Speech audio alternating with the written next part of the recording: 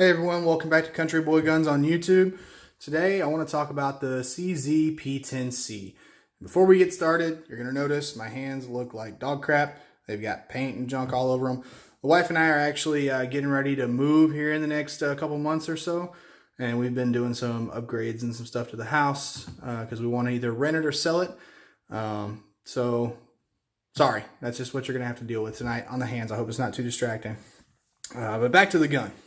So, CZ P-10C. I'm a little late to the party. Not the first video on YouTube by any means on this gun. It's been out for a while now, but I really like the gun, and there's some things I want to talk about with the gun and just get another opinion and perspective out there. So, first things first, the gun is unloaded. I do tend to keep all of my guns or most of my guns loaded for home defense. So this gun was loaded just a minute ago, but I have taken it and cleared it out for the video. Now that we're over with the Safety Sally stuff, let's start talking about the gun. The grip has kind of a 1911-ish grip angle to it. It's not the Glock grip angle where it feels like you're holding a phaser from Star Trek as you're shooting it. If you're not a Trekkie, I'm sorry, you will not get that reference, and that's okay. Maybe you should go watch Star Trek. It does have the interchangeable back straps here. This is actually the small size. They come marked right there if it'll focus, which it's not one. There we go. You can see the little S there. They come marked, and it comes with the small one out of the box. Typically, I've seen guns like my PX4s or my, not my FN because it only has two different sizes, but a lot of guns I've seen that have the three, small, medium, large, they come with the medium one out of the box. But I haven't changed this one to the medium or the large. I really like the small on it.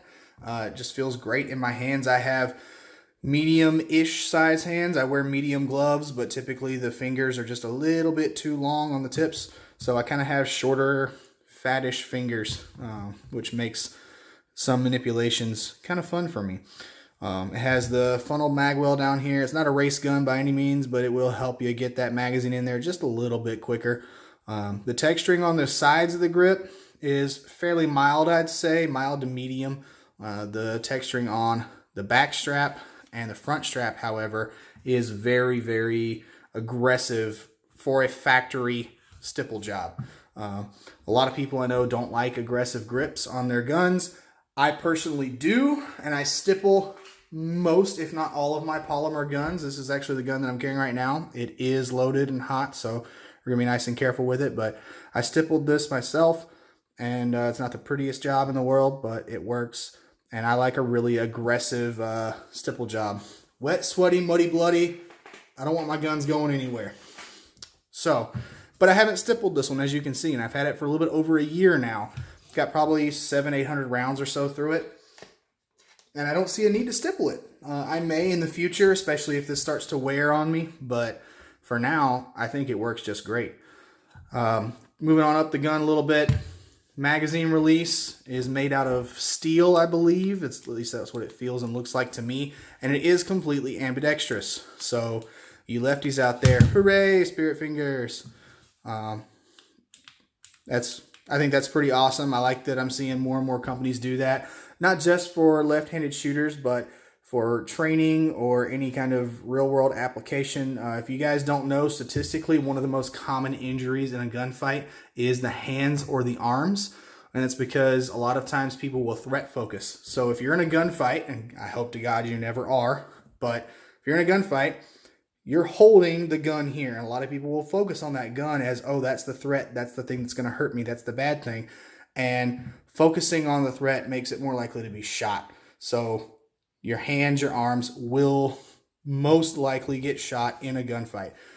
That long-winded speech being over, I think it's great that you can transfer the firearm from one hand to the other and manipulate it easily and intuitively, but you still have to train to do that because this hand doesn't just learn everything this hand does. Muscle memory doesn't work like that. So if you think you can go train shooting right-handed only all the time and never train your left hand and it'll just perform, that's not the case. Go try it and tell me how it goes for you. Sorry, rant over. Back to the gun. I'm kind of in a ranty mood tonight, apparently. Huh, interesting. The undercut back here is nice and high. You get a really good low bore axis, if you guys can see that. I'm not going to mic it out for you or anything, but center of the barrel is right about there. Top of my hand's right about there. That's not a large distance. It's a little bit more than, say, a Glock, but it sure hell ain't a P-226 from SIG. Those things have a crazy high bore axis. Gun is striker fired. I didn't mention that already. The trigger on this thing is one of the absolute highlights of the gun for sure. It's the best out-of-box striker-fired trigger I've ever felt. And that includes like the Walther PPQ. I love those triggers. But this thing is just awesome right out of the box. So there's your wall. That's full extension. Wall, click. Now watch the reset. That's it.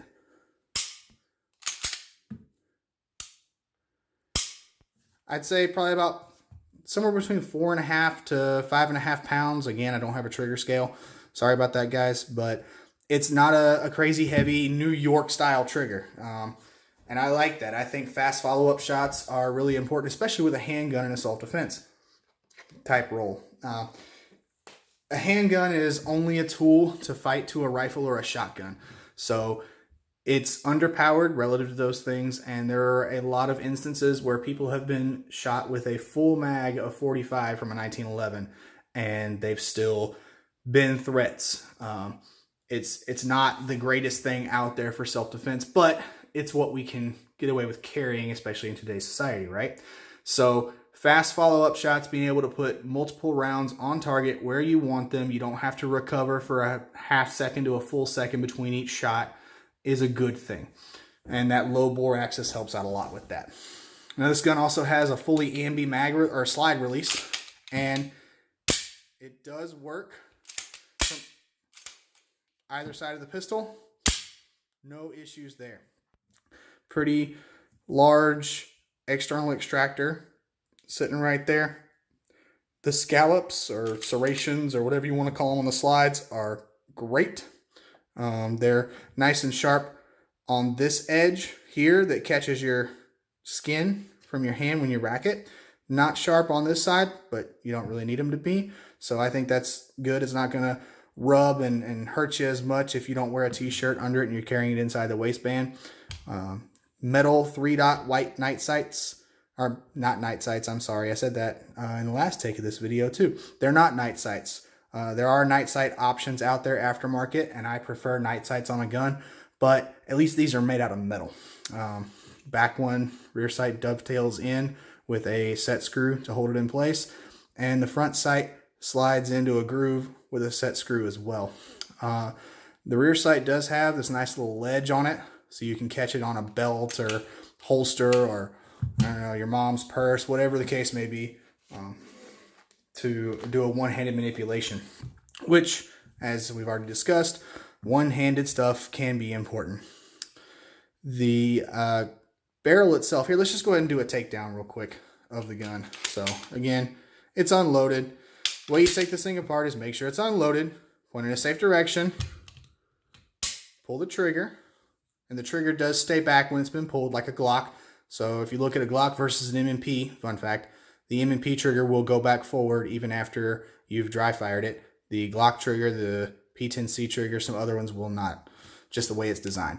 I like to get basically what would be a firing grip and then take all of my fingers, wrap around the top of the slide, and just clench a little bit. That's all you need right there. Pull down on these two tabs above the trigger. They're present on both sides, and the slide will just come off. You can see the other side of that tab right there. Set that aside for a minute. Take your guide or your recoil spring guide rod out. Take your barrel out. That's field strip.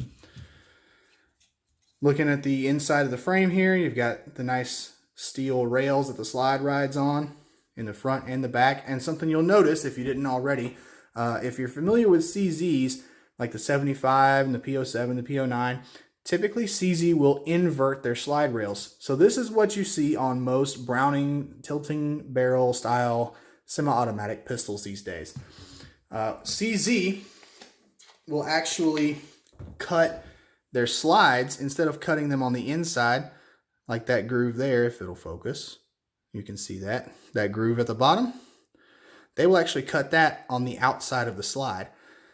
And then the entire top couple millimeters of the frame will be cut like the slide is cut, so that the slide actually rides on the inside of the frame versus on the outside. That's been debated, and I think probably proven that it does make the gun very, very accurate when you cut them that way, but they opted to do the more traditional slide cut or slide rail cuts on this gun. And I actually kind of prefer that. I've shot a couple of CZs. They're more traditional CZs with the inverted slide rails, and they're great, but there's not a lot to grab onto on this slide. So when you go to rack it, you're like pinching really close up to the top, and I always feel like my hands are gonna slip off. I don't have that issue with this gun. Other than that, looking at the slide, nicely milled out on the inside. And if you're a Glock guy, you're noticing that there's not a plunger in here. By plunger, for you non-Glock guys or non-striker fire guys, what that does is it actually blocks the firing pin from moving through the breech face until that plunger is depressed. And then the striker or firing pin can come out and detonate the primer. If you've ever shot a Beretta 92, M9, any of those guns, that little thing on the top that pops up when you pull the trigger, that's what that is. It's the same thing. But what CZ has done, they've done a different design here. There's a little plastic piece right there. Let's see if I got a pointer on me. Yeah, I do. So this little plastic piece right here moves out of the way when you pull the trigger to allow the firing pin to go home. So I'll show you guys. Move it over. The firing pin will go forward, and it protrudes out the front of the breech face. Firing pin comes back. That little plastic piece goes back into its recess and prevents the firing pin from moving forward. Other than that, there's that extractor again on the front. You guys can see that, I hope. Focus. And it's not want to focus. There we go. You can kind of see it there. Not much else to talk about on this thing. One ding I do have for the gun, and this is a lot of guns to include Glocks. It has a plastic recoil guide rod. I don't like that. Now, I've never had one fail on me. I don't like plastic stuff in my guns in rolls like this. Pins, I've seen plastic pins in some guns. Plastic guide rods, that's just not my thing. But it works for now. One of these days I'll probably replace it. It is a fairly thick rod, and it does have a good bit of rigidity to it, so shouldn't give me any problems unless I put it through Iraq veteran style gauntlet test, which I don't plan on doing. If you haven't seen those videos, go watch them. They're pretty awesome.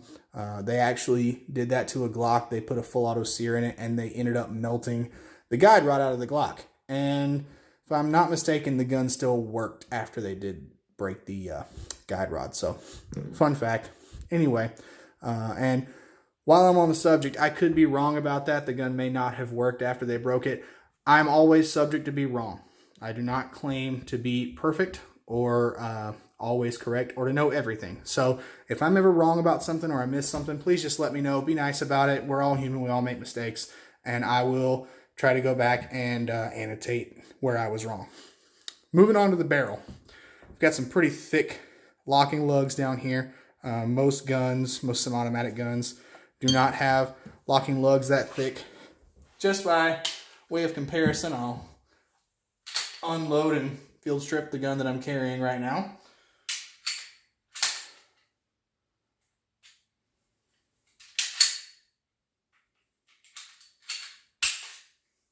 Just so we can see how the locking lugs look on it. So you can see they're a lot narrower. This is the CZ. This is the gun I'm carrying. a lot narrower locking lugs, not as much meat in the surface there.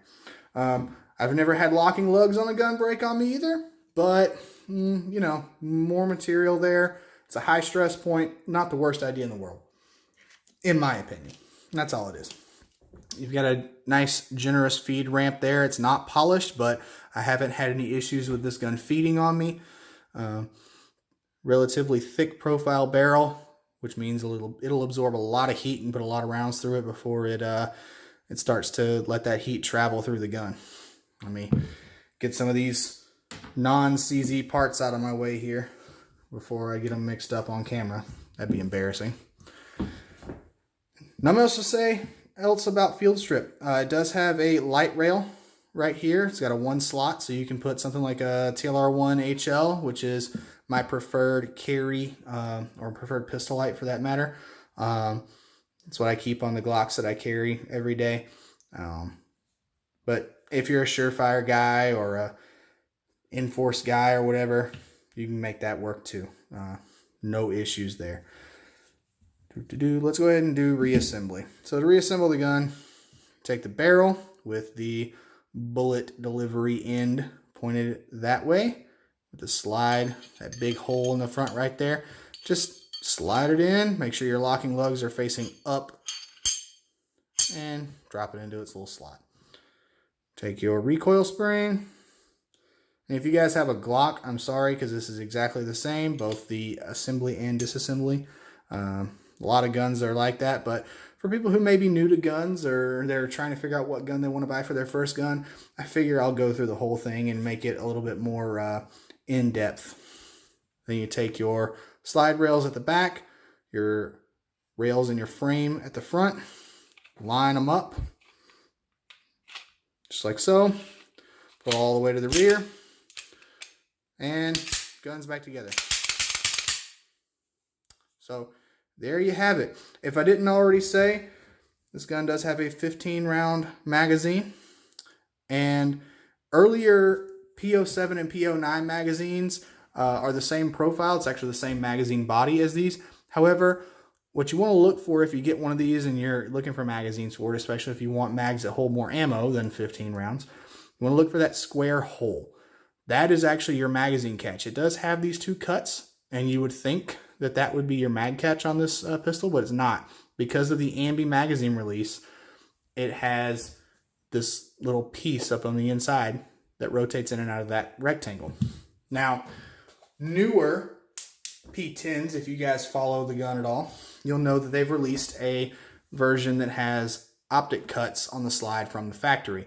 And I need to get my hands on one of those because they're awesome, especially the full size and the subcompact size.